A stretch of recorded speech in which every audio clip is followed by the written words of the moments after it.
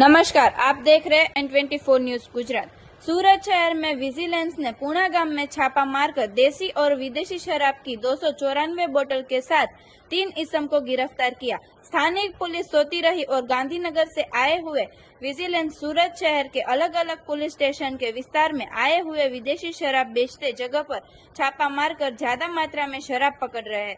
Vigilance ने पूना गांव के पीर फलिया में से विदेशी शराब जब्त किया। विदेशी शराब की 294 बोतल कीमत रुपये 32,600 की, देसी शराब 296 लीटर कीमत रुपये 5,920 के, नकद रुपये 60,080, 4 मोबाइल फोन 20,000 रुपए का, एक वाहन 30,000 रुपए का, कुल मिलाकर 1,48,600 का मुद्दामाल जब्त किया। साथ में 3 आरोपी को भी गिरफ्तार किया। आरोपी के नाम है साही राठौड़, आनंद राठौड़, जेनिस राठौड़। तीनों आरोपी को गिरफ्तार किया गया है। लिस्टेड बुटलेगर रवि उर्फे भावड़िया झावरे और जयेश राठौड़ को भी वांटेड जाहिर किया गया है। देख रहे हैं N24 न्यूज गुजरात, सिर्फ हम तक ही नहीं सब तक।